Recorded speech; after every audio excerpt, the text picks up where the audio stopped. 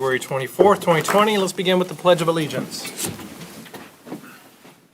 I pledge allegiance to the flag of the United States of America and to the republic for which it stands, one nation, under God, indivisible, with liberty and justice for all. Roll call. Mr. Gajewski. Here. Mr. Nordin here. Mr. Byer. Here. Mr. Cummings. Here. Ms. McGuire. Here. Mr. Palmer absent. Mr. Weed. Here. Agenda additions. We have one item to add under resolutions for the bike path TAP grant resolution.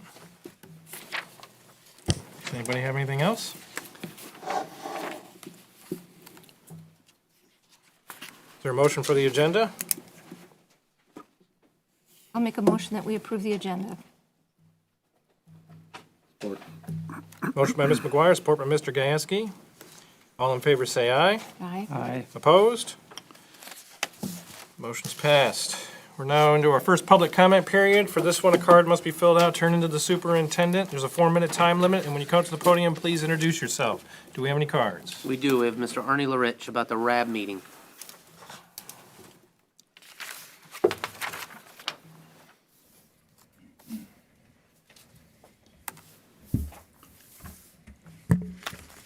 Good evening, Ernie LaRich, Oscoda.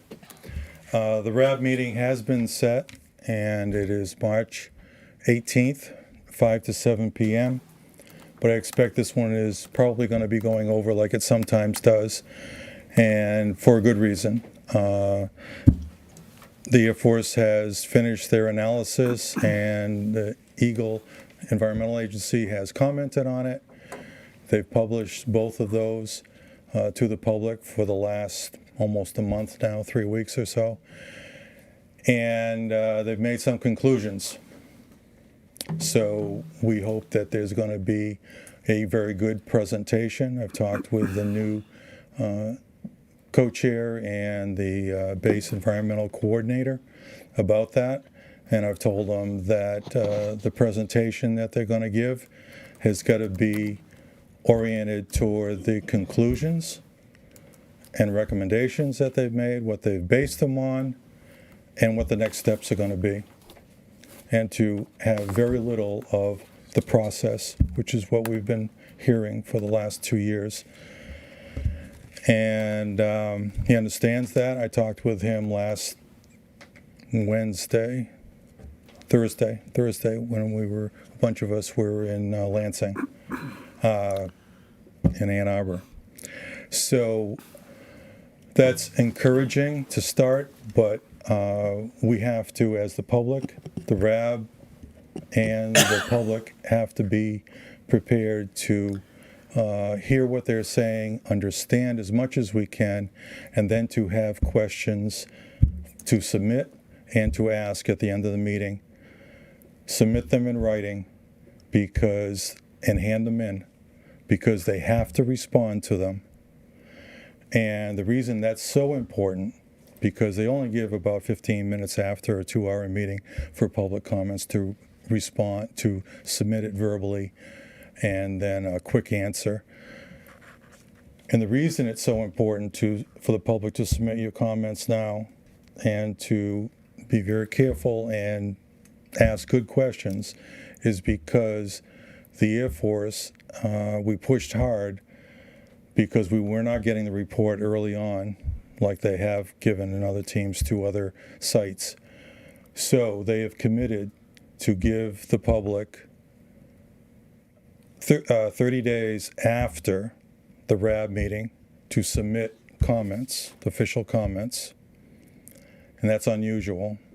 It hasn't been done at other sites. They will take those into account as they're negotiating with the environmental agencies and the state agencies to start drafting the next phase, which is to move into the remediation investigation phase. So I wanted to highlight that. It's so important that the remediation be done in earnest and with the input of the public. The second thing is this. We're moving to the theater for the next meeting, which is going to be more comfortable, but it's going to be tight. And not tight for space, but it's not the same kind of venue. But we're hopeful that it's going to be good. The second thing is we need to include the video broadcasting. You guys have it, the township has it, and it's a very useful mechanism for the public, especially people who are not here during the winter or cannot move, have mobility problems. So we're looking for funding like the township did in the last year, and we appreciate that. The Air Force did too, and we have some donations to add to pay the rest. Thank you. Thank you. You have any other cards? Nope. All right, on the consent agenda. Any comments regarding the minutes of January 27th and February 10th?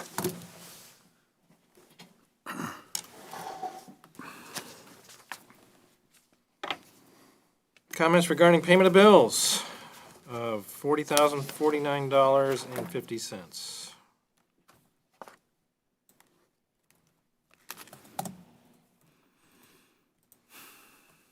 there a motion? I'll make a motion, we accept the consent agenda. Support. Motion by Ms. McGuire, support by Mr. Cummings. Roll call? Mr. Nordine, yes. Mr. Byer. Yes. Mr. Cummings. Yes. Ms. McGuire. Yes. Mr. Gasky. Yeah. Mr. Weed. Yes, motion's passed. Subcommittee reports, project updates, recabling and phone system. Yeah, so the update here. So last meeting we had, I mentioned that I would have by this meeting a tentative or a final of confirmed date as to when we would cut over to the new phone system.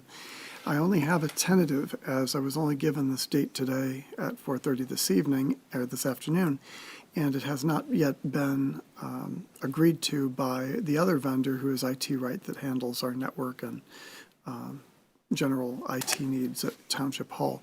So until I get their agreement that they're available to join, then I can't say that this is confirmed. But what that would mean if March 6th does go through is that 10 days from then, we would have the 20th of March, and 10 business days, it would be the 20th of March, and that would be the date that we would cut over to the new phone system. So that would be the tentative date.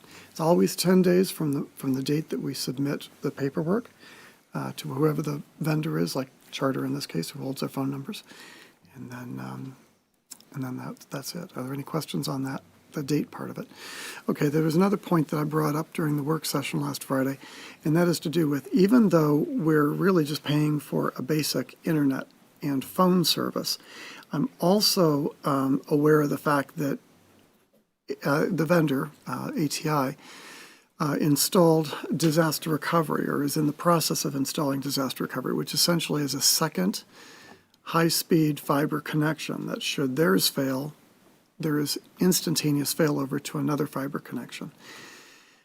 This is a benefit to us, which we're not paying for because we didn't order it, we didn't request it, we didn't require it. But to have it is most certainly a plus. It was something that ATI announced during the project that they were doing. As I said, it wasn't something we requested, so it wasn't anything we discussed at the very beginning of the project. This particular installation of this disaster recovery of the failover is still in progress, and it may be for another couple months. It doesn't jeopardize or interfere with our service, but what it does mean is that if there were a service failure, if internet goes down between now and the time that it's installed and completed, then we would have a service interruption. We'd have that just as we have a Charter. So it's no worse than what we have today, and it will certainly be better, when that disaster recovery is in place. So I just wanted the board to be aware of it, and it's certainly a benefit for when it will be implemented. Certainly a benefit. That's it.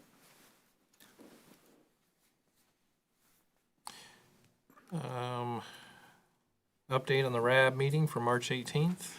Right, so you heard the update a moment ago from Mr. Lariche. So the only additional point on this is that I spoke with the Air Force this afternoon and discovered, and also McTV, and discovered that we do have one more RAB video paid for, which I just need to make sure with the board here, since it was approved last year, it wasn't like we went through a tremendous amount of, allocation for this rather small amount of money. Do we need to reapprove that expenditure for this year? You're saying no, Jamie? No, Okay, good. because I think I questioned it the last time because I wasn't sure how many more we had left to pay. And I didn't know either. We went back and looked at the minutes and we still had this one covered, Okay, great. so it should be fine. So we're okay? Did the Okay. funds get carried over into 2020? There are appropriations currently available in 101-299-880. Well done. Okay, rattling those off. So excellent. Thank you for that. And so that means we don't need to worry about the additional money now. But it would be nice if we could start this ball rolling sooner. And as this board's expressed in the past, we've been very much looking for other participants to add money to this effort. And it's generally just been the Air Force, the Township. As I mentioned, we have a couple of others. I think our anglers, it was a fishing group. I think at one point some other folks other groups have chipped in, and also been individual donations of kind of like the dollars that get given by folks who want to see this video supported. But it'd be really nice if we could get the Air Force to pick up a little bit more. I know that Mr. Lariche has asked the Air Force for what their budget is for this year, and I don't believe that's been answered yet. So I'm just trying to make it clear that this board is not trying to be a pushover on the expenditure of video costs here for the RAB. We'd love to see Osable step up, but they've so far reneged. So I'm done with my update. Michigan Aerospace Manufacturer Association.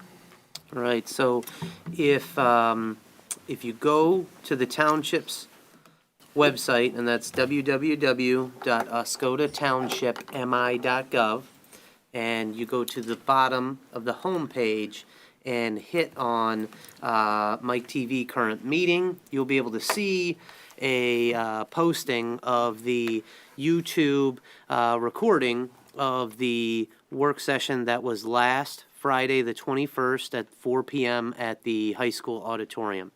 And so that was the MAMA, or the Michigan Aerospace Manufacturers Association.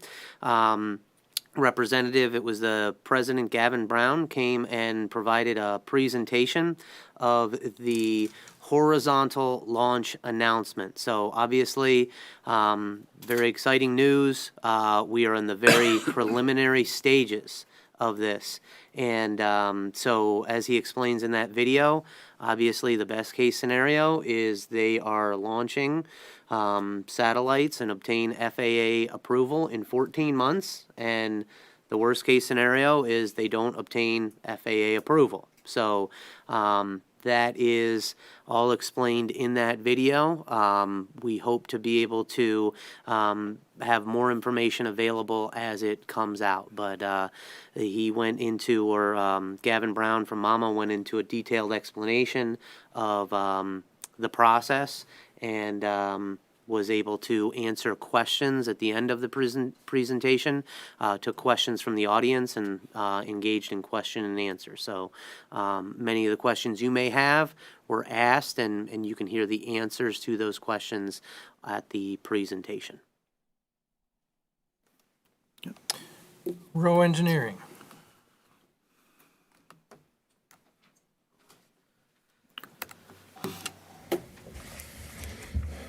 Good evening, Rick Freeman from Row Engineering for the providing the engineering update for February.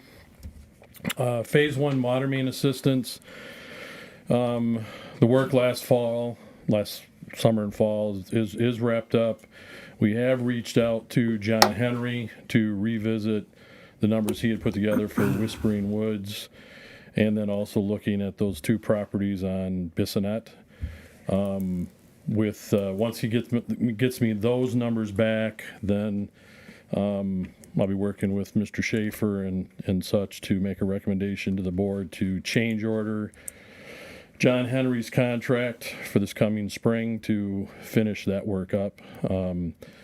Based on everything at face value right now, we should be within the budget we still have available, or the funds we still have available from the grants that we've received. So haven't heard back from John Henry on that yet, but he is willing to do the work, and he is just revisiting his prices. Old Orchard Campground electrical upgrades. I actually got a call from Haney Electric today.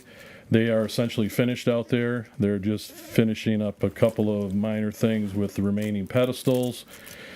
And then he'll be submitting a pay request for the next board meeting. He's going to hold back 5% of his bid just for spring startup, make sure everything is working properly and all that stuff, and coordinating with Gary Scott out there. So that project should be wrapping up here shortly.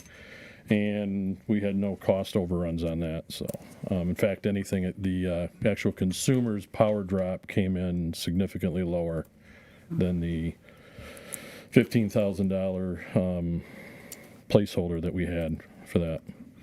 One question came up on that from Gary was why we had an April 30th completion date in there. And I reminded him that we did that because we didn't know at the time when consumer schedule was going to actually happen. So we didn't want to lock in a schedule that required consumers' winter rates. So that's why we pushed that completion date out. But again, not an issue with Haney Electric wrapping up now. So, and I believe consumers is nearly completed with their drop. So. Pump Station 25, we'll be coordinating with Doug Moen and Catherine once Doug gets back. I believe the pumps have been reinstalled on Pump Station 25. Yes. So we'll be looking at those float controls and such to regulate that as best we can upstream for the now with the rehab pumps in there. Wordsmith Base utility evaluation we submitted to the township, and that's under review for the the drainage study and the condition assessment of the storm sewer system. Rinse stations at Ratliff Park, we had provided a recommendation to the township last fall for some minor plumbing extensions out there to get a minimum shower facility out there if the township wishes to proceed with that. The public dock erosion at Old Orchard Campground proposal was approved at the last meeting. We're in the process of getting the soil boring scheduled, and then site survey will commence as soon as the weather permits out there. And I seen on the video there was some question. We will be coordinating with park personnel, Consumers Energy, and Eagle DNR on that, making sure that we're online with everything they're going to want to see.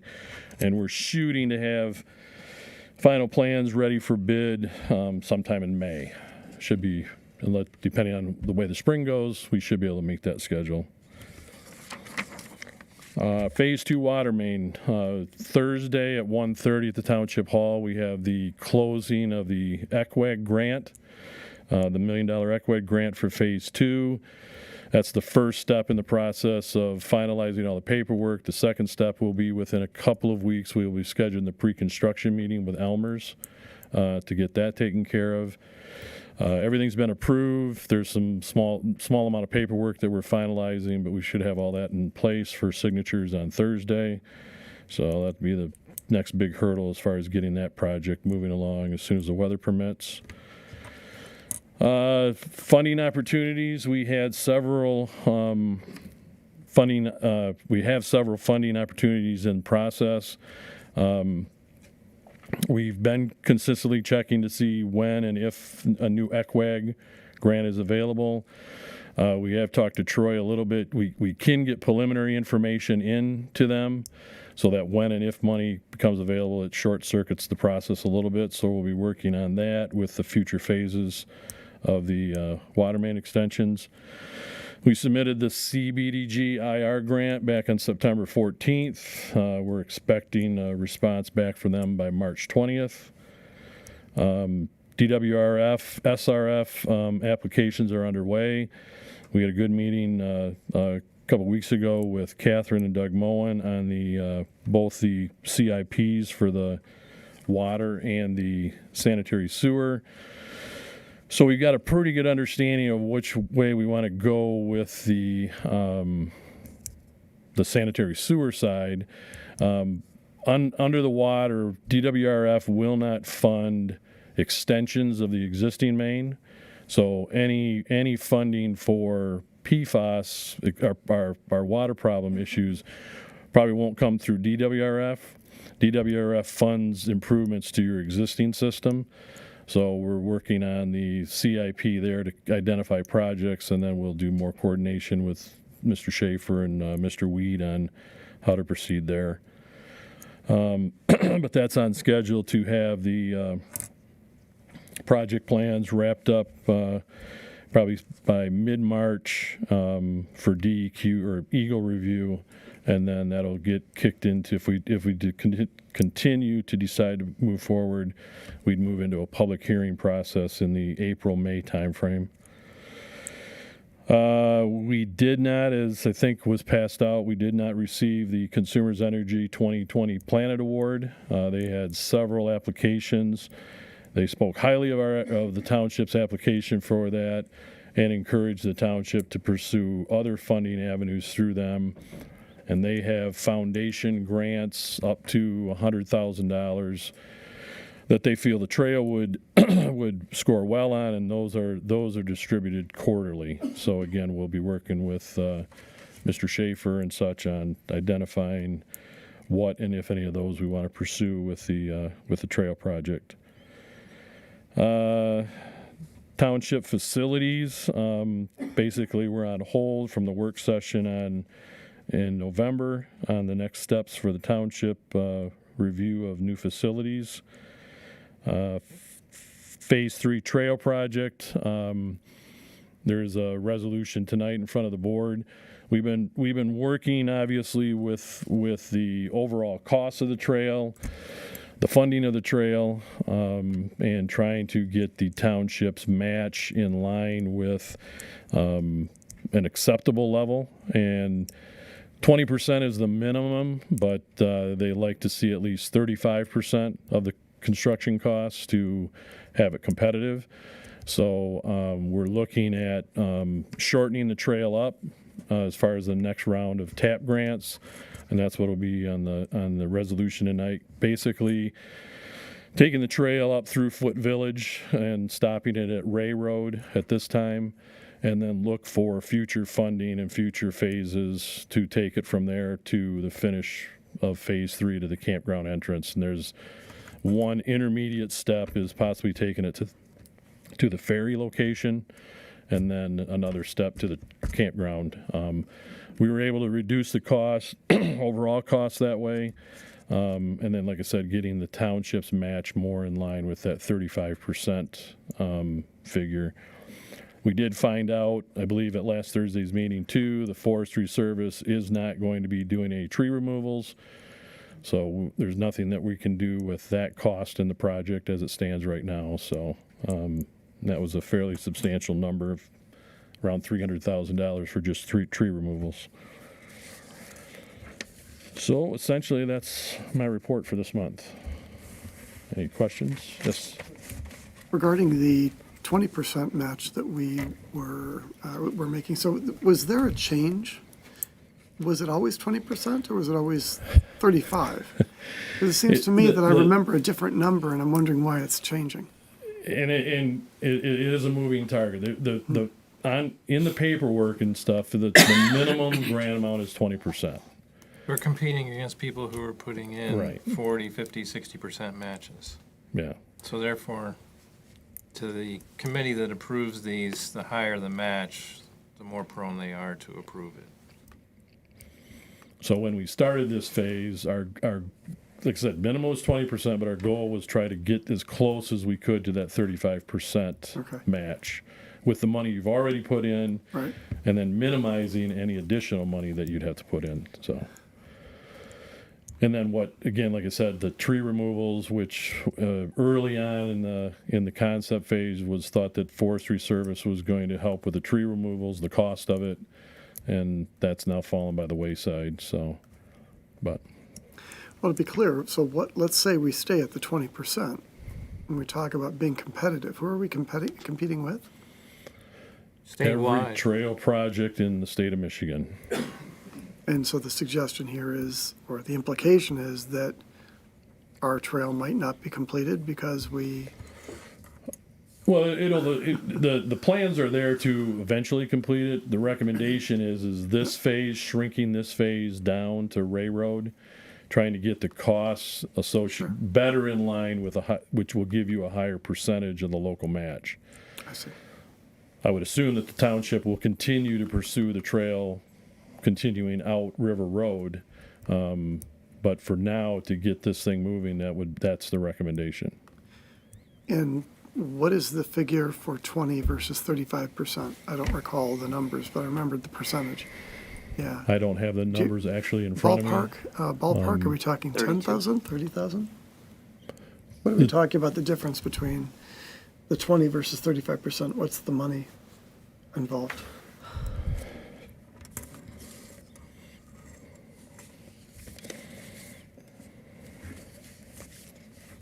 Significant. So right now, we can count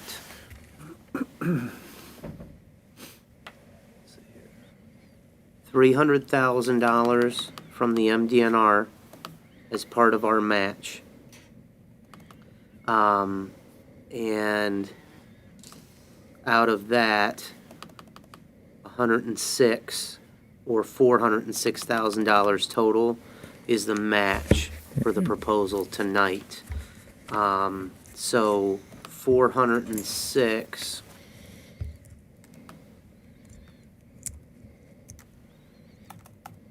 divided by 1,784 22. That puts us at 22%. 406,000 is at 22%. Yes. Right. Okay, thank you. Any other questions? Okay. Question. You spoke about the dock erosion for Old Orchard Park, but you Yes. didn't mention the drainage at the beach. Is that still part of the It's project? all part of it, yes. Okay, I yeah, wasn't yeah. sure. 'Cause- But the soil borings that they're going to be taking is for the sheeting that we'll recommend along the shoreline, and then the topographic survey that we've got to get, we'll combine that along with the drainage up at the top of the hill coming down there. So yes, that's all part of it. Okay. So you'll have a package to address the drainage and the shoreline erosion. And we're going to tie in the stairs also to that. So. Rick, is there a reason why the Forest Service seems to have changed their mind about removing trees? Well, they've kind of moved around on that too. At one time, they were holding off on a decision for it until the price of lumber there would exceed the cost of whoever they brought in to harvest it, so that there would be a profit there for whoever they brought in. That was the one thing that was holding it up for the longest period of time. But now, from what I understand, Thursday's meeting was more that it does not fit into their fire control plan for the area and won't for some time. So- That and the timber, they've been out there to evaluate through the proposed portion, and that is not valuable timber that they would harvest to offset the costs. And so based on their survey for that, it's not going to offset. What species of tree are we talking about? They're pine, they're oak, there's all sorts of trees through there. And to get a really good accurate, you'd have to go through and actually do a tree inventory along the entire reach and a condition report, on whether they're straight, curved, and all that stuff to get a good number as far as what the value of those trees are. Is this a little bit of a plus in that, from a tree hugger here? The trail would be a bit more scenic with natural trees still there, but it might be more expensive because you got to do some meandering. Right, and that's through the design, we balanced that out Yeah. as far as moving around as many of the trees as we could, but then also trying to keep the cost of the trail and that in place so that, going through here, taking out a group of trees instead of going through a ridge or whatever, that there would have been a lot more excavation. We tried to balance that out through the design. So there still will be trees out there to view and all that stuff, but unfortunately, we still have quite a few that need to be cleared. Okay.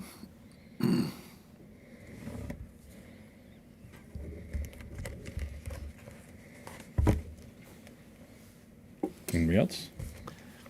Okay. Thank you. Thank you.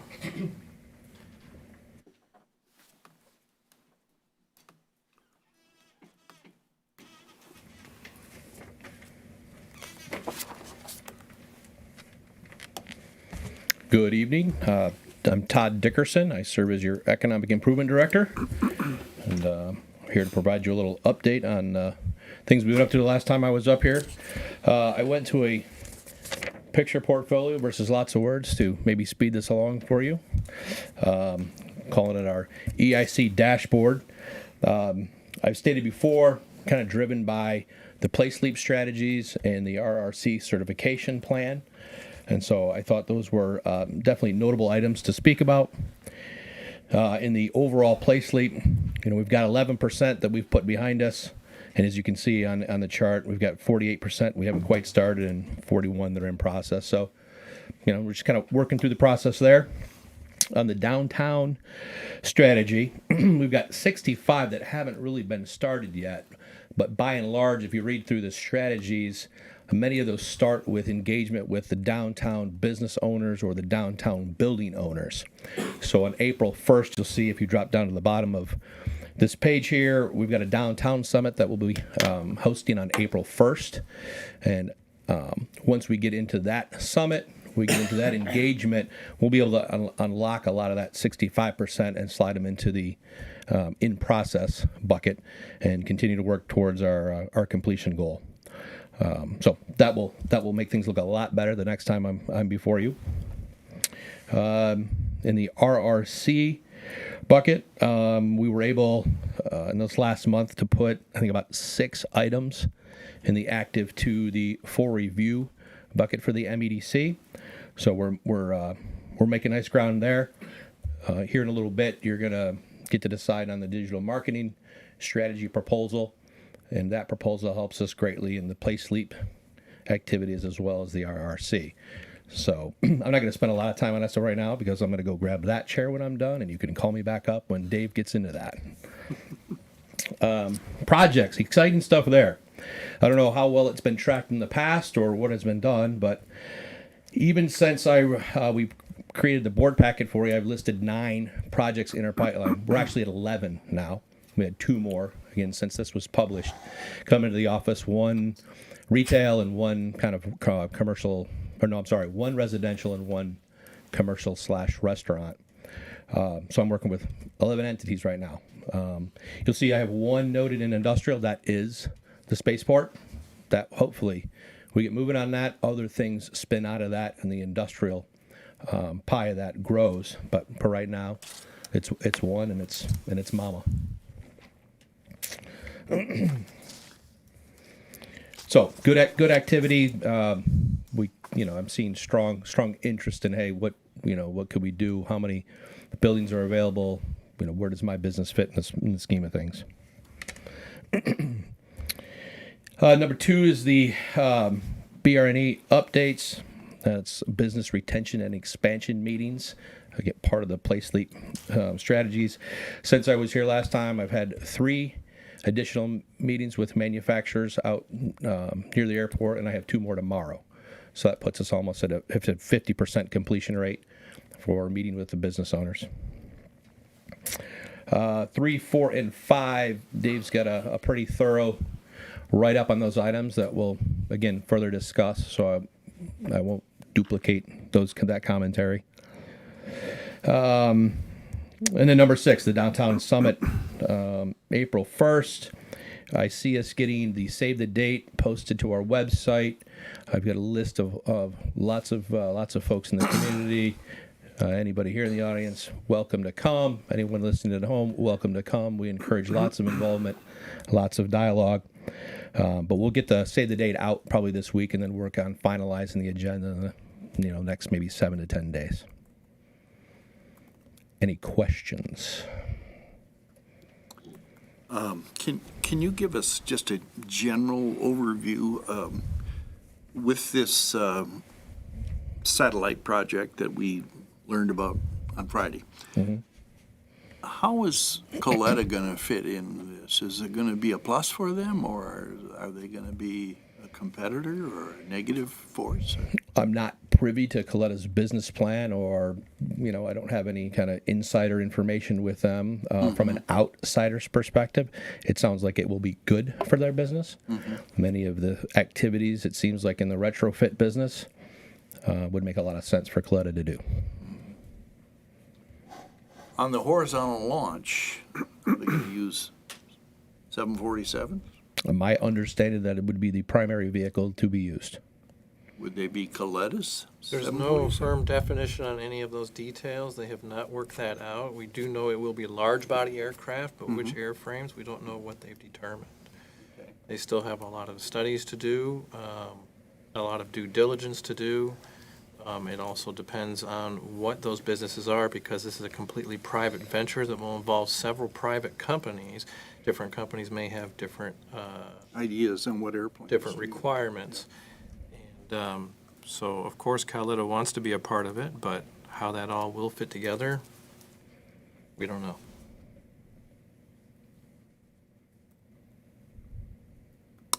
Okay. Anyone else? Yeah, I do real quick. sure. I like the dashboard for this setting so that it's quick and easy to read. I like that a lot. Underlying that kind of, had worked on in the past the implementation matrix, and I see a lot of overlap here that it's kind of filling the same space. What I liked about the implementation matrix is that it had like the specific party who was in charge, and now that Mr. Dickerson's here, a lot of those things have changed. I just thought it would be helpful to me to see kind of underlying this. Doesn't need to be presented to the board meetings every time, but that kind of updated implementation matrix now that so many things have changed maybe. And then this is, like you said, perfect for board meetings, but that way we know who each project falls under kind of situation. Yeah, Just a thought. I'm sure we could put them in the packet every time. I don't have to go through it in any great detail. Or even if we just knew it and it was foundational, for me, I wouldn't even need it in the packet every time. I could just reference back to it because I don't see it changing too often. They're pretty static in my mind. So, but in terms of the responsibilities. Yeah, exactly. Yep.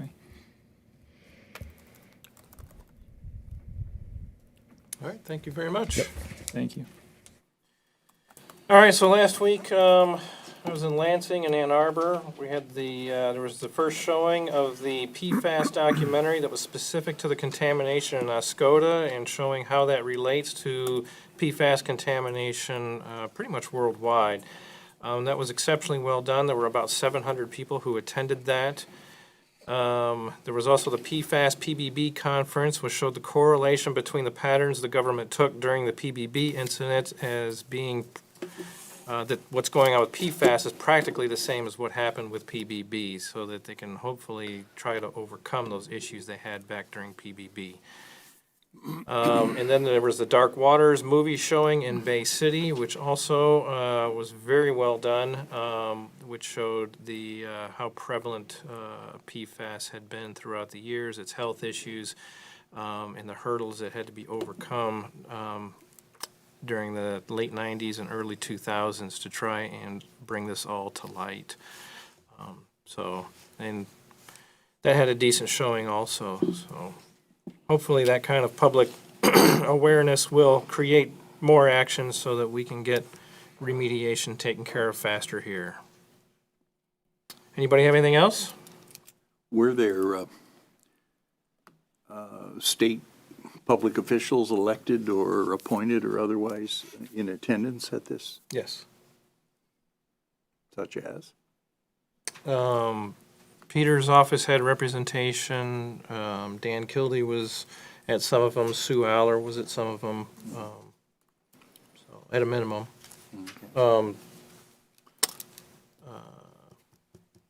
Dingle was also there. Okay. I'd like to add that I was in touch with the production team for No Defense and discussed with them the possibility of showing that documentary here locally for the public. And there is effort in progress on that. I'm sure they'll be the ones to release that information, but it's important to know that we're thinking of that. I'm particularly interested in having it shown before the next RAB. Where would you show it, Tim? The movie theater. Pardon me? The movie theater. Oh, okay. It's an actual movie. It's Yeah. an actual theater, a theatrical production. Yeah, so it would show And they on the would do equipment. this at no cost? Oh, I didn't say that. I know. That was a question. Well, I wouldn't, Yeah. I'm not the one running that. I think Okay. we'll wait for the announcement. All right. All right. Real estate brokerage RFP.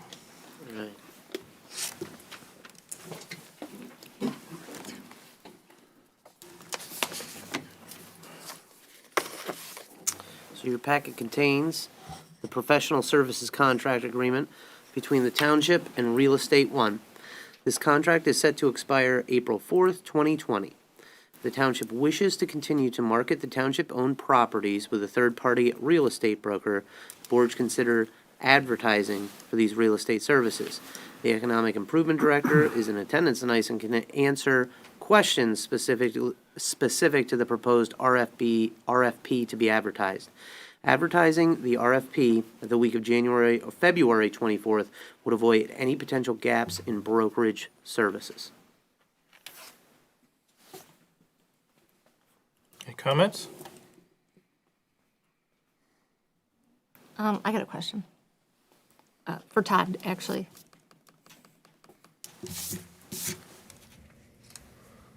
And this is kind of pertains to the list that you gave me. I was just curious, with your experience with economic development, if you thought it was necessary to have a brokerage service still, or if that could be something that could fall under your purview.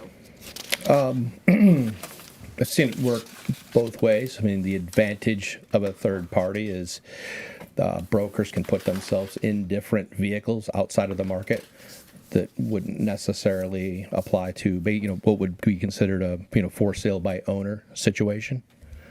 So definitely pro brokerage, and you can get the word out a lot better. And typically brokers have a better network outside of the market. I mean, one of the takeaways, or what I see inside the Oscoda market, is you put a sign out front. Most of the people who are local will know it's for sale, and you get local investment in that opportunity. If you're trying to target outsider investment, then it's really important to make sure that your messaging gets outside of our market. And so in that digital marketing proposal, you'll see some advertising campaigns. Whether you feel that's money well spent or not, it's still campaign to hundreds of people who don't live here and don't travel up 23. So I can make a case for either one of those for you.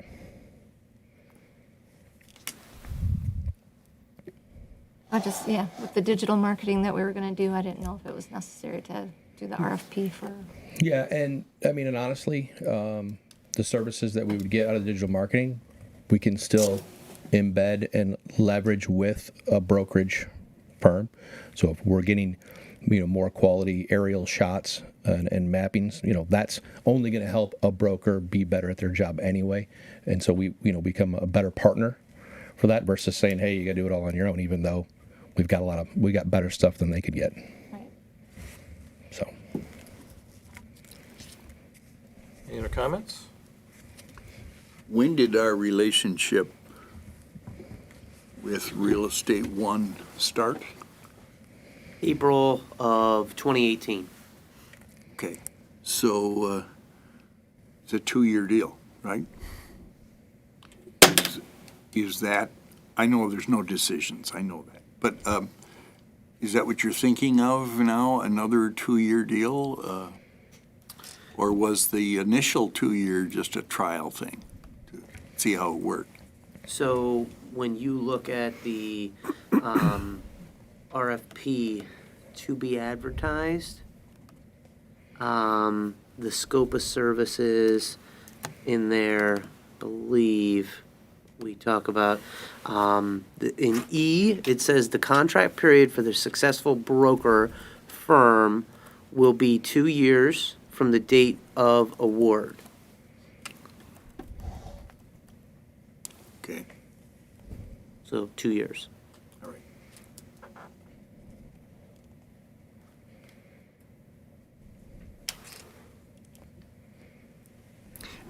And I just had a question, because as I'm reading that paragraph now, it occurred to me.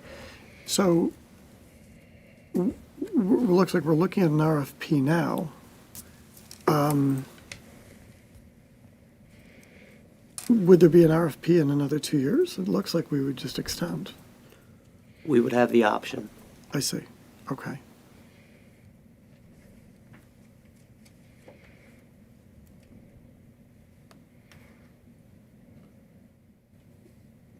A little bit different,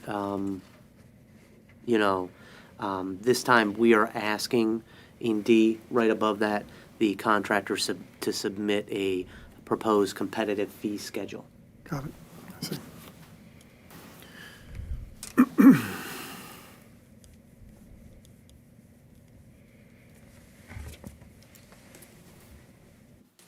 All right, is there a motion?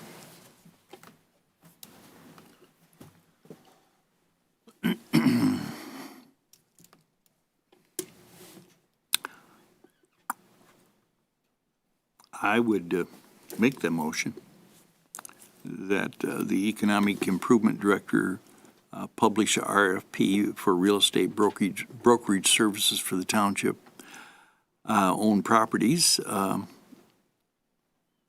starting in April of 2020 with the details that you have provided us with. Document.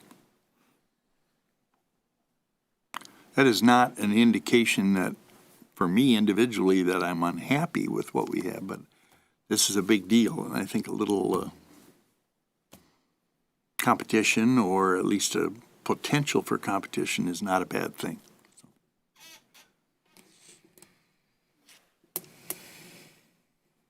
Is there support?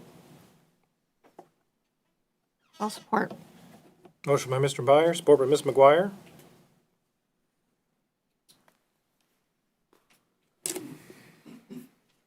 Okay, roll call? Mr. Gieske, Yes. Ms. McGuire, Yes. Mr. Byer, Yes.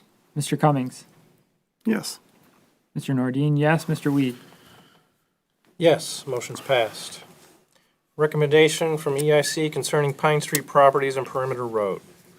All right, so as you can see from the draft, February 11th, 2020 Economic Improvement Committee meeting minutes contained in your packet, there was a recommendation the Township Board move forward with removing the property listings from Real Estate 1 for the Pine Street development, including California and Oak Drive properties and the Perimeter Road industrial sites.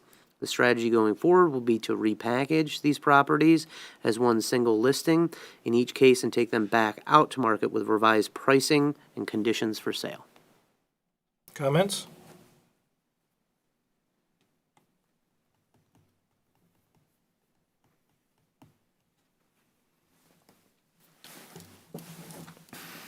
Is there a motion?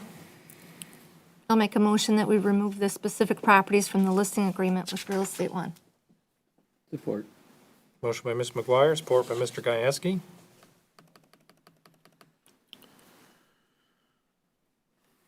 Roll call?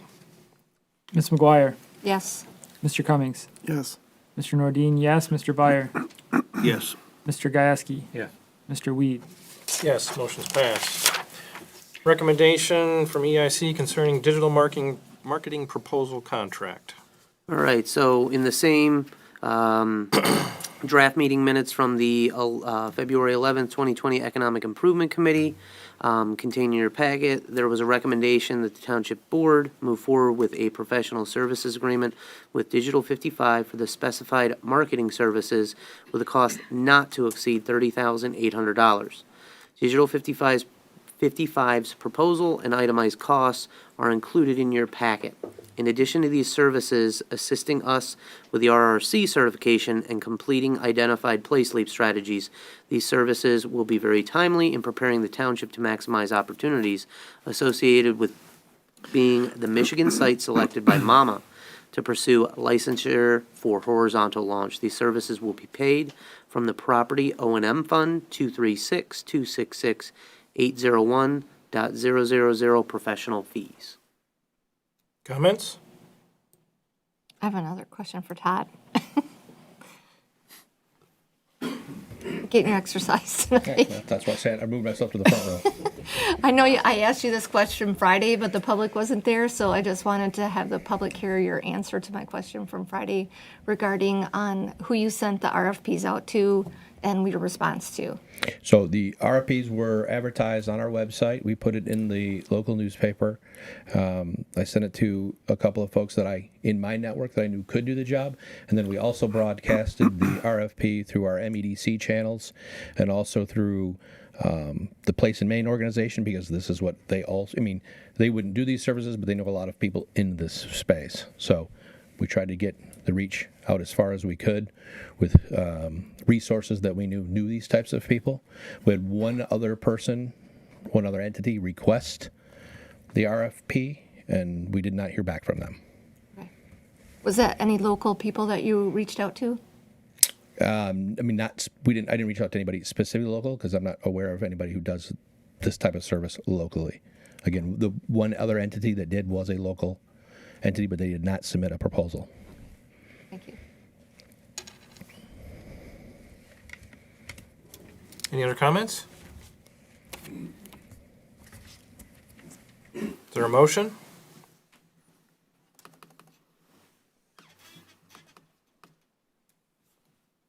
Make a motion, we approve the contract with Digital 55 for digital marketing services in the amount not to exceed $30,800 and approve the clerk and supervisor to execute all related documents. Support.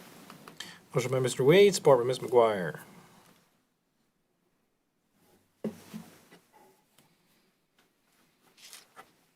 Roll call? Mr. Nordine, yes. Mr. Gasky? Yes. Ms. McGuire? Yes. Mr. Byer? Yes. Mr. Cummings? Yes. Mr. Weed? Yes, motion's passed. Community Development Fellowship Program. All right, so your packet contains an email from Pablo Majano with the MEDC concerning the Community Development Fellowship Program through the Community Economic Development Association of Michigan, or CEDAM. Your packet also contains information from CEDAM's website concerning the 2020 to 2021 program description for the Community Development Fellowship. During 2019, fellows in 11 different communities helped to secure $944,000 in funding. CEDAM provides many other metrics associated with the impacts of the fellowship program, but the amount of funding secured was the most impactful one that I saw. I also, based on our discussion last week, sent out the mid-year impact report from CEDAM, as well as it was asked when did this program start? It started in 2018. So if approved by the Township Board, the CEDAM Fellowship application would be structured around seeking a variety of grants and alternative funding sources for the township. The fellowship position is a contractual position with a maximum funding of $51,250 for full scope ending after 15 months. As contractors, fellows do not qualify for benefits. As a host community, Oscoda Township would be responsible for $6,000 to be paid out of the Property O&M Fund 236-266-890.000. Some of the important dates detailed in the CEDAM program description includes application deadline, which is March 13th, host community and selection and announcement, which is March 20th.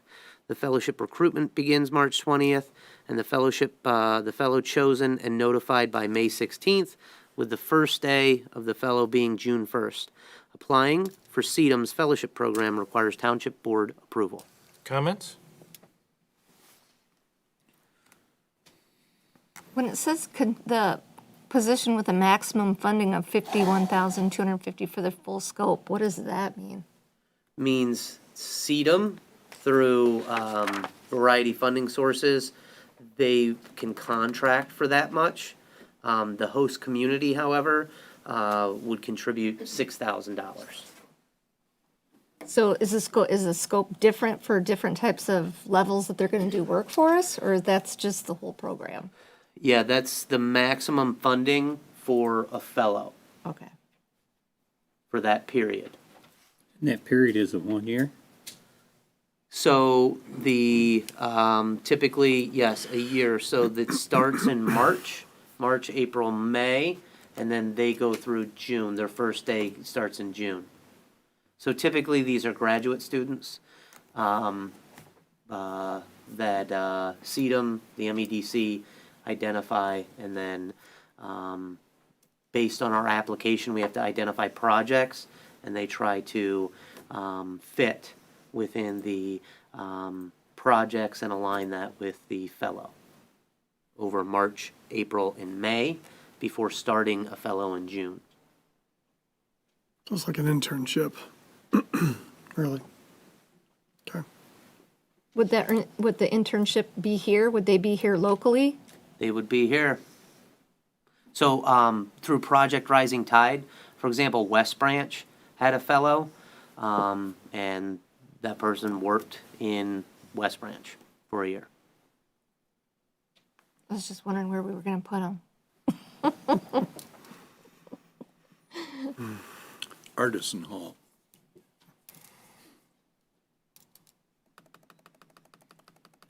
Dave, help me with this 6,000. Maybe I'm way off, but are we saying here that for us to apply, we got to come up with 6,000? No, so our application needs to be in by March 13th. If we are selected, we have to make a payment in May, and then we have to make another one in July. 3,000 May, 3,000 July, If we're selected. if we're selected. I see. This is a competitive process. Okay. Thank you. Is there a motion? I'll make a motion that we apply for the fellowship program through CEDM and authorize the clerk and the supervisor to execute all the necessary documents. Support. Motion by Ms. McGuire, support by Mr. Cummings. Roll call. Mr. Cummings, Yes. Mr. Nordine, yes. Mr. Byer, Yes. Mr. Gasky, Yes. Ms. McGuire, Yes. Mr. Weed. Yes, motion's passed. Consumers Energy Foundation pitch competition. Put your town on the map. All right, so your packet contains an email from Rich Castle with Consumers Energy detailing the 2020 Small Town and Rural Development Conference, as well as the Consumers Energy Pitch Competition titled Put Your Town on the Map. The pitch competition will be awarding 3 grants, one of $10,000, one of $15,000, and one of $25,000 for community-focused ideas to put your town on the map. The board will note that the Township's downtown redevelopment strategy recommends investment in an arts project, public art, and mural projects that align with previously awarded grants from the Consumers Energy Foundation pitch competition. The Township has been working to obtain more specific pricing information on options for these projects to align with the potential level of grant dollars awarded. The application deadline for Consumers Energy Pitch Foundation competition is due by March 2nd. If the idea was shortlisted by Consumers Energy Foundation, the Township would be required to pitch the idea during the 2020 Small Town and Rural Development Conference, April 20th through the 22nd in Benzie County. Applying for the Consumers Energy Foundation pitch competition requires Township Board approval. Comments?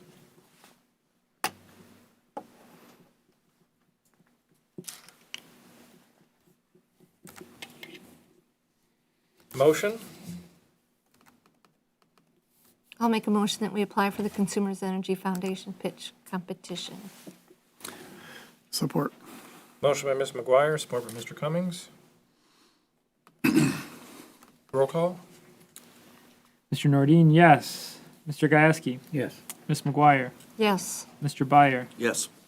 Mr. Cummings, Yes. Mr. Weed. Yes, motion's passed. Dump truck tarp assembly. All right, so since the last township board meeting, representatives from the township and F&V met to discuss the tarp assembly on the dump truck. Your packet contains a memo dated the 3rd of February from the DPW supervisor concerning the tarp assembly for the dump truck. Your packet contains the invoice from Northern Truck Repair for $2,672.50. Based on the discussion on Thursday, or last Friday, it was proposed that it go a third, and a third. So I have it in here as half being paid out of the general fund and half out of the water fund. The suggestion was a third from the general fund, a third from the water fund, and a third from the sewer fund. But that was just suggested. The tarp is required to haul loads and used frequently by both the DPW and F&V, and this request requires township board approval. So, just as you see in there, the water fund 591-000-931.000, we have the same line item in the sewer fund, which is the sewer fund 590-000-931.000. That would be the other third if we followed that suggestion. Comments? Question. The information you're giving us now doesn't really answer the reason we tabled this, in my mind. Mr. Gieske and I were both kind of, how did this accident happen? Who was using the dump truck at the time? If it was F&V, are they willing to kick in, help? That's when you talked about 3 divisions of payment instead of 2. I thought that's where you were going, but apparently not. No, so How did this happen? Who was using that? Was it just a normal, worn-out part of the They don't know equipment? who was using it. They came in and found it that way. Really? They came in, meaning our DPW.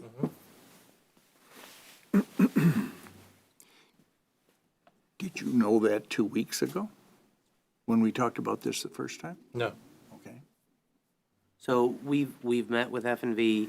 There are multiple trucks with that have tarp assemblies on them, Yep. and so we clarified the truck that was damaged with the tarp assembly.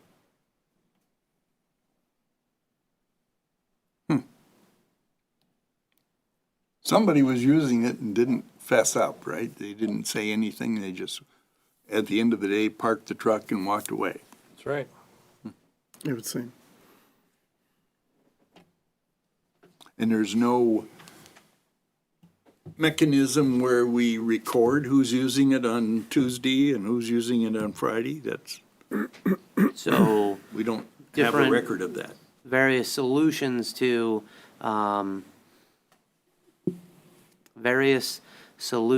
be able to avoid future scenarios for this were discussed between the township and F&V. Okay. And you're happy with these solutions? Or are you going to present one of the solutions that you like best to the board for? There are several different solutions that will be discussed as far Okay. as how future anomalies could be avoided. Okay. Any other comments? Or motion? Yeah, I move that we approve the tarp assembly in the amount not to exceed $2,672.50 to Northern Truck Repair. Support. Is that with disbursement in thirds from those three accounts? Do we want it in thirds or halves? Were you proposing, Mr. Schaefer, the halves or the thirds? I'm sorry. It was So- written as halves. You'll see in the board packet halves, and then it was proposed to be thirds. Okay, fair enough. All right, well, I propose it to be halves. Do a half distribution, half and half. Split it in half across the two accounts.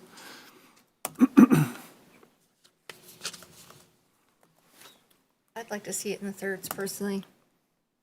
Just because anything else that we've ever split between water, we've always split a portion of it to water and sewer, historically. Because I'm sure they use the truck for that kind of thing too, but that's whatever, just my 2 cents. No, that's good. I didn't know there was a history on it. Okay. Too late to retract? You want to change it? I'll support it. Or no, Marty supported, didn't he? Okay. We'll go with it. We'll go with it. Go with We'll go with what we have. It's already been supported, so let's go with what we said. motion by Mr. Cummings, support by Mr. Gieske. Yep, and we'll take it I thought from you there. meant to.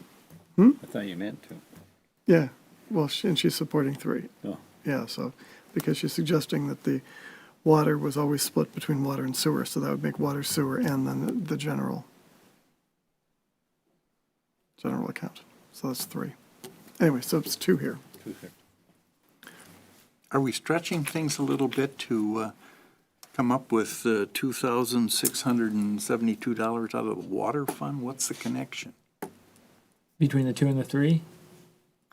Why is the water fund relevant to what this When- damage of this?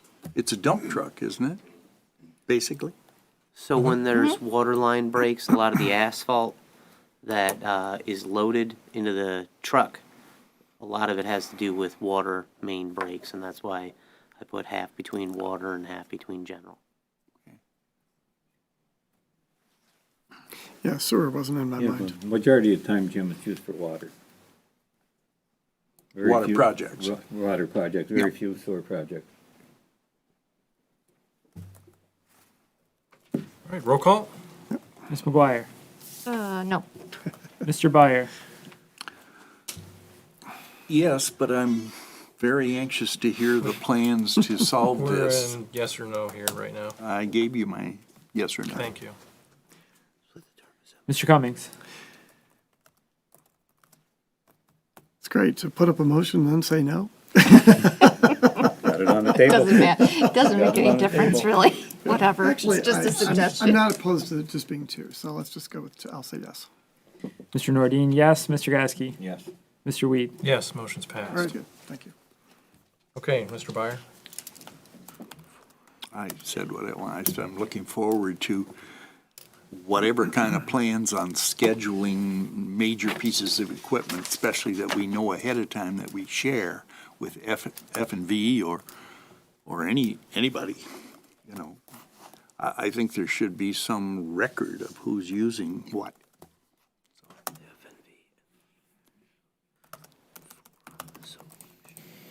All right, row proposal for the IET Phase 3. Okay. The packet contains a proposal dated the 14th of February 2020 from Rowe concerning the Iosco Exploration Trail, Phase 3, and the MDNR grant application for $17,500 to be paid out of the General Fund 101-299-821.000 engineering fees and 101-751-880.572 grant Iron Bell. Mr. Freeman is in attendance tonight, can answer any questions associated with the proposal, and can recap updates from the IET meeting last Thursday, 2/20, which he already did in his engineering report. The new strategy would be to leverage an MDNR grant with a reduced trail phase from the end of Phase 2 at the school complex to the west limits of Foot Village past Ray Road. The intent is to reduce the project amount and increase the match percentage to secure transportation alternative program TAP funding from the Michigan Department of Transportation. MCOG will also be able to provide support for revisions to the application process, and this proposal requires Township Board approval. Comments? Yeah, how long have we been at this project now? 3 years?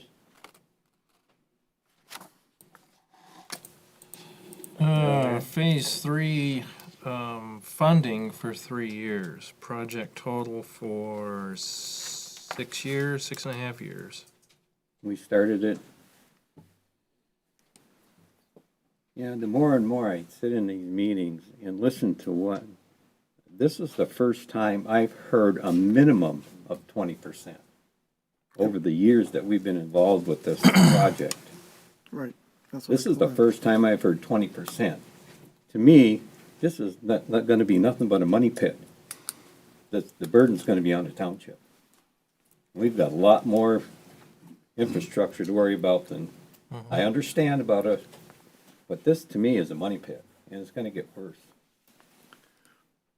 I agree with some of your concerns because the county wasn't picking up the maintenance on this Nobody's either. picking it up.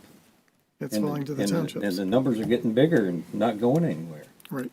The county has a maintenance agreement that we went through several years ago with the Iosco Exploration Trail organization, who is establishing a maintenance endowment fund to help fund maintenance of the trail. The funding of the trail, 4 years ago, we were able to leverage the TAP and FLAP grants against a MNRTF grant. And so we were able to have a large, what was considered a large match. And that got approved along with the governor's support of that time, who was very much in favor of applying funding to Iron Bell Trail. Since the change in governors, that dynamic has changed significantly, and because MDOT is managing these federal funds, they have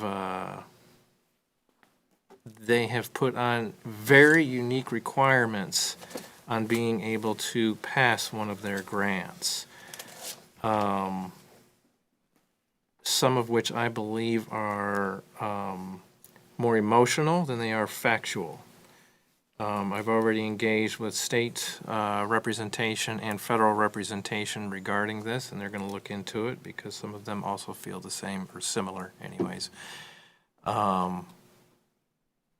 Even when MDOT was presented with AASHTO standards, because at the time they said, well, it must comply with AASHTO standards.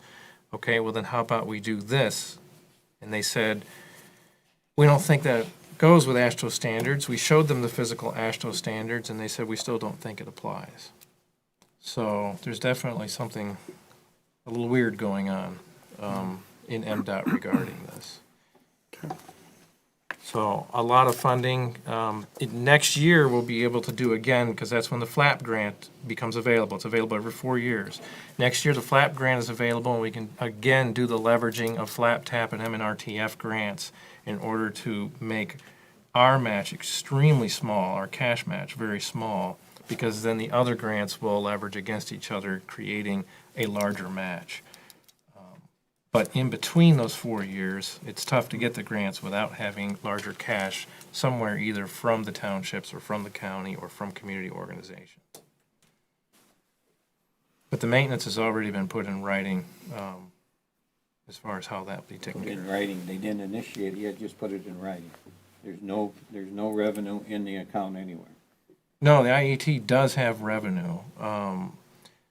Since I haven't been as involved with the bike path in the last year and a half, I don't know where they're at with their maintenance fund, if they've already established it or not, but they do have funds. They are constantly doing fundraising.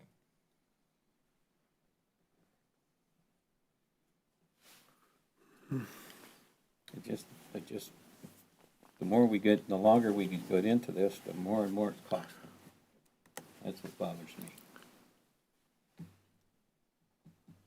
Yep. So we can put in a bike path, which statistically over many decades has shown strong economic improvement in those areas. Or we can not put in a bike path. You just have a stretch that goes from the river to the school.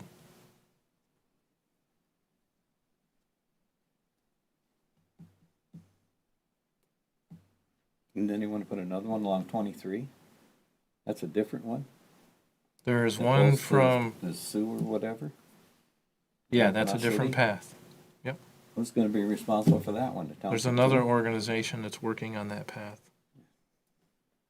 That's called the Sunrise Path. Where's the money coming for that? I don't know, they've not engaged the township. Yeah.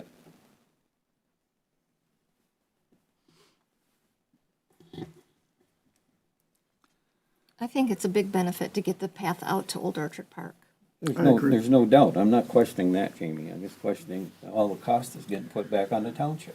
I get that, but I think a few years ago when we were talking about this, I thought that we all had that understanding though, moving forward, because we split the amount with Oscoda Township and the county, and then we said, after we get out to pass the school, it was gonna be our responsibility to get it there. It'd be great if the county was involved, but the county really doesn't want to have anything to do with it. Even though it's multi-jurisdictional, they feel the townships, municipalities should be responsible for it. So until our county dynamic changes, I mean, ultimately, it should be a county project. A lot of things should be county projects that they push down to Right. us. Yeah, I agree there. Is there any way that, like, we can put it in the capital improvement plan for Old Orchard Park as part of that, part of the trail? Part of the funds to be used from Old Orchard Park for that, towards that? For what, another $1 million? What do you mean? Well, just to transfer money from Old Orchard Park to that project. You mean to make the match? Well, I don't know for this instance if we could do that or not, but just because we still have to get from Footsite to the park.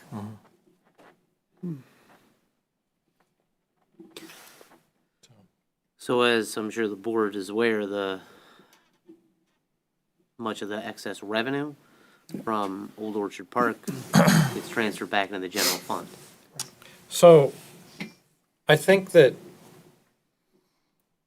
a good idea, but I think we need to shorten the length of it down and try for this one grant, to see how that's gonna go. Cause I imagine MDOT's gonna come back and probably give us more flack again, like they have the last two times. And then, so if it does pass, great, we've gotten some distance. And then we can work on the 3 grants next to get the next phase of the path put in that heads further west.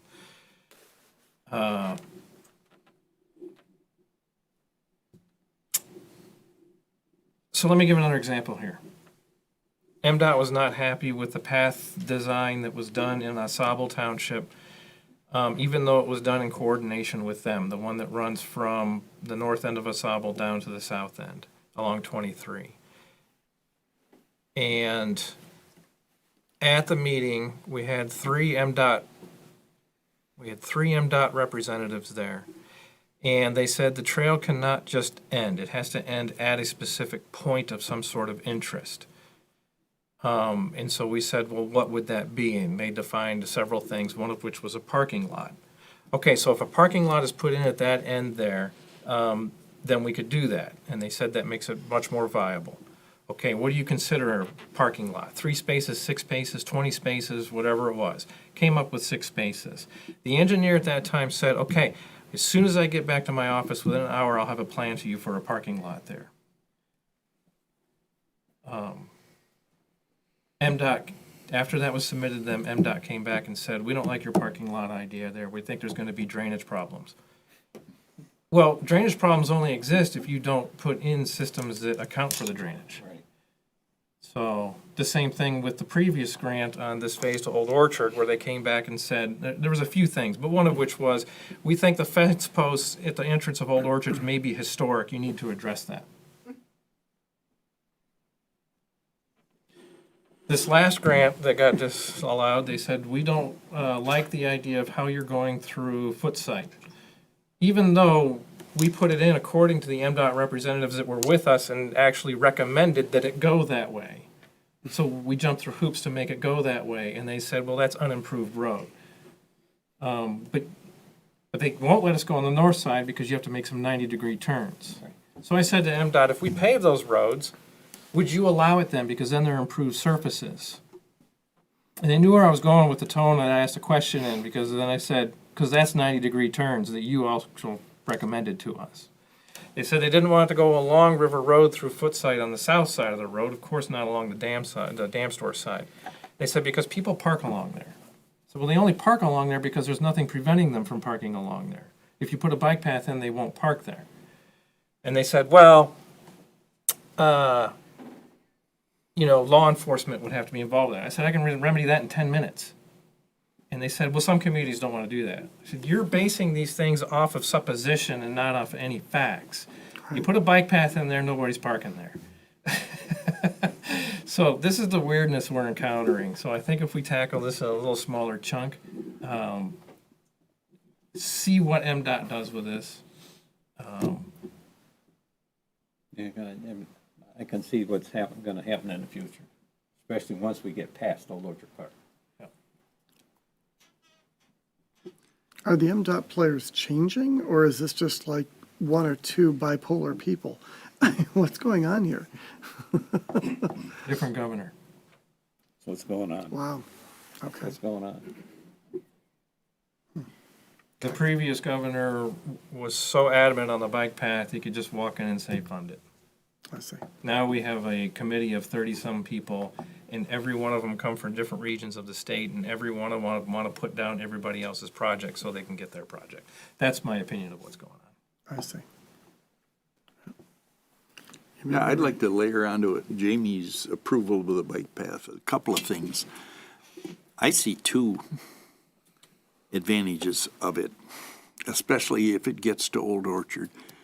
I'm a native of Sheboygan, and so every time I go up 23 to, visit family and so forth in Sheboygan in the summertime, I'm amazed at how many people from Heft State Park, if people in the audience are familiar with the state park that is just northwest of Rogers City.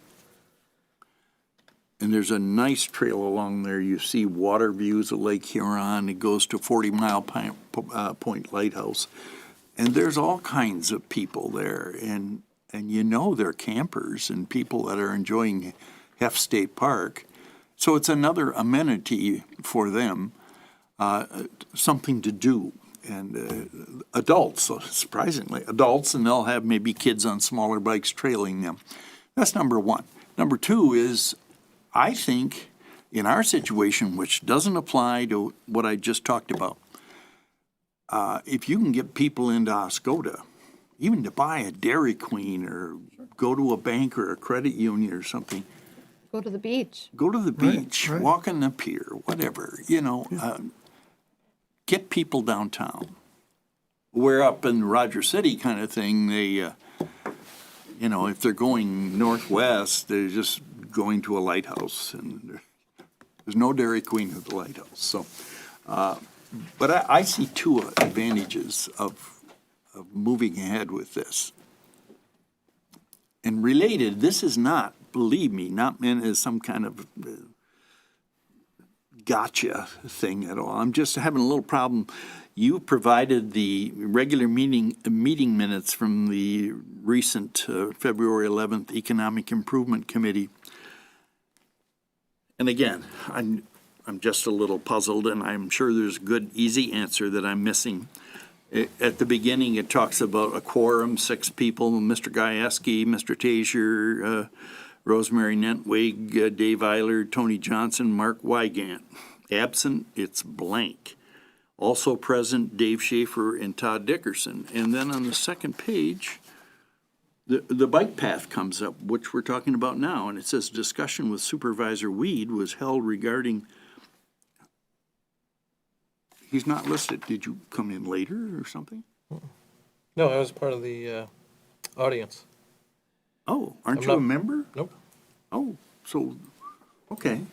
DDA, the Township Supervisor, was a voting member, but not under this new organization. Okay. I said there's probably an easy answer. So. Okay. Now, there's another option here, and that is that there was a Parks and Rec millage that was put in, and part of that millage from the county was so said it would be used for the bike path. So far, the Parks and Rec Committee has considered no funds to go into the bike path. And the indication I have is that they don't plan on putting any funds into the bike path. So, if the board wants to address that with the county, then there's another option. No, just don't get me wrong here. I'm not against this bike path. I'm just letting everybody realize it's cost us a heck of a lot more money than it was put up to be to start with. And we're gonna be spending a lot more. Old Orchard Park makes us a lot of money too. I know. Yep. I mean, I agree to that, but Yeah. we better be watching our pennies. I think the question here is the overall aggravation worth it? And I think the answer that I'm hearing and the answer I feel is yes. But But we've got a tough darn if there isn't a spot. lot of aggravation. We have a tough spot to get over Yeah. that Yeah. happened with the change in administration. Yeah. If the bike path is losing support or steam or whatever, I'm for grinding it out as we are kind of to Old Orchard Park. My enthusiasm for it starts to wane after Old Orchard Park when we can see where we are at that point. But the real benefit I see is the school, I think, is substantial. Old Orchard Park, again, is a good substantial. If this thing is going to lose steam before it becomes the Iron Bell Trail and goes all the way around, I don't see the large value of connecting with the piece next door to us. So again, I'm good to see this thing through to Old Orchard Park smartly, not funding 100% ourselves potentially, but Even do it up to the wisely. first overlook of Old Sure. Orchard Park. Other Sure. than that, there's nothing. and then we'll see where we are. Niagara Springs. Another 15 miles of nothing. So. Well, people with bicycles will ride 15 miles. Oh, yeah, they will. That's not a problem. And it's not that there's nothing, there is quite a bit there. It's just it's hard to see with the trees. And when you clear a 25-foot swath of trees for the path, that's going to create quite a bit more view for what there is. I've walked quite a bit of where that trail is going to lay in the woods, and it's pretty spectacular when you get back in there.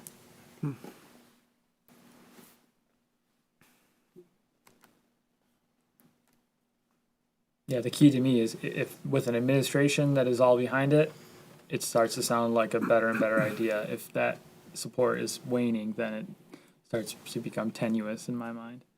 So we'll see what the future holds, I suppose. But in the meantime, I would like to see, again, Old Orchard Park I'm committed to. After that, I'm also open to the park system, focusing on that until maybe something changes with the support on this or things trend in a different direction. All right, well, I move that we approve the row proposal for an amount not to exceed $17,500. Support. Motion by Mr. Cummings, support by Ms. McGuire. Roll call? Mr. Byer, Yes. Mr. Cummings, Yes. Mr. Gieske, Yeah. Mr. Palmer absent, Mr. Nardine, yes. Ms. McGuire, Yes. Mr. Weed. Yes, motion's passed. The resolutions, the TAP grant for the bike path Phase 3. All right, so this is resolution 2020-03, and this has to do with TAP grant number 2020008. It's a resolution to state support the Charter Township of Oscoda to provide a statement, commitment of funds for the development of the Iosco Exploration Trail Phase 3, multi-use pass on the north side of River Road between Richardson Elementary School and the Ray Road, funded by the MDOT Transportation Alternatives Program. Any comments? Is there a motion?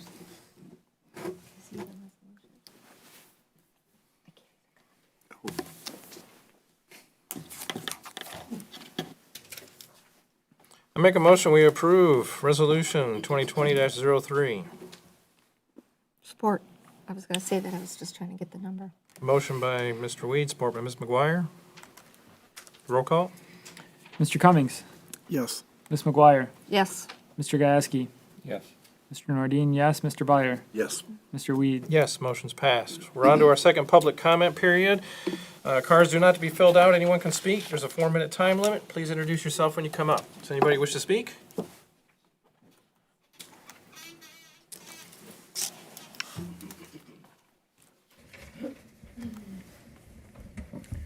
Robert Tazer, I was actually given a note by Ernie that to clarify something about the RAB, and that is the RAB meeting will be held at the Shoreline Theater. He wanted that stated, the Shoreline Theater next door. So there was no confusion with that. Also, as long as I'm here, I might as well add another 2 cents. I'm talking about bike paths. Maybe we should consider partnering with the Tawas area and think about moving that bike path on our end out to the Monument Road and partner with them and make a Tawas Oscoda loop. That'd be a perfect day ride for a lot of these bicycle enthusiasts. So just my 2 cents. That's a good idea. Anybody else? All right. Board comment. Anybody have anything?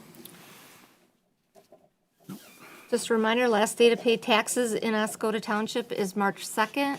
After that, you will be required to go to the county building in Tawas. Anybody else? I've got absentee ballots available for the presidential primary in my office. So you just have to fill out an application. No reason anymore after 2018. And the election is on March 10th. So that's all. So you're saying the Michigan primary is March 10th, The Michigan primary being held for the presidential presidential primary. nominees. Yep. And then the second primary is in August. August. Yes. That deals with state offices. Correct. All other offices. Speaking of state offices and local offices, I just would say that, there's a lot of people that come to these meetings, show a lot of interest. Some people come here and rip us bad, and we can take it, but especially the latter. We have an election coming up in November that not only applies to the president and one of our senators, but also everybody sitting on this board. And so some of the people that are interested or think we're doing a really bad job, whether they're here tonight or watching on TV or reading in the paper, jump in. Really, I'm not trying to be sarcastic here. I'm just saying, step up. The paperwork for that, John, you have to get the paperwork from you. Yeah, I believe you can get it from the county clerk's office as well. County clerk in Tawas. Has to be turned in by, April 21st for partisan, if you're running with a party. Yep. July 18th, I believe. That one, don't quote me as much on that one. But July 18th without a party. okay. So it's a 4-year term. And, I don't know, if it's something that would interest you, consider it. So.